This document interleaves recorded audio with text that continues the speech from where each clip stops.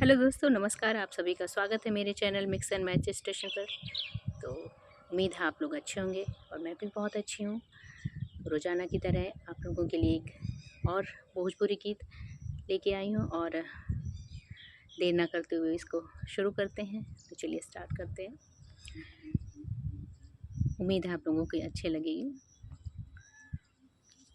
सूतल सैया के जगह में हो रामा, सूतल सैया के जगह में हो रामा, कोयल बड़ी पापी। सूतल सैया के जगह में हो रामा, कोयल बड़ी पापी।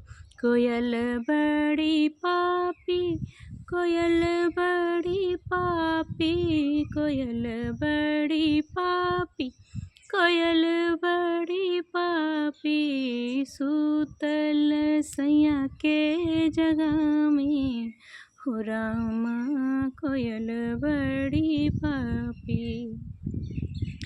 रोज रोज बोले कोयलर साँझ रे बिहनवा, रोज रोज बोले कोयलर, रोज रोज बोले कोयल साँझ रे बिहनवा।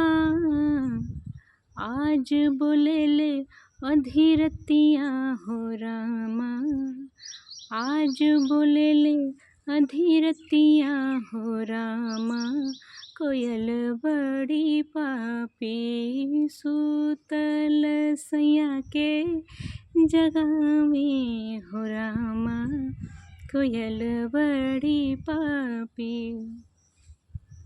रोज रोज बोले कोयलर साँझ रे बिहनवा, होखे द बिहान कोयलर खोतवा उजरबो, होखे द बिहान कोयलर, होखे द बिहान कोयलर खोतवा उजरबो। जड़ से कटेबो घनी बगिया हो रामा, जड़ से कटेबो घनी बगिया हो रामा, कोयल बड़ी पापी। सूतल सैया के जगह में हो रामा, कोयल बड़ी पापी।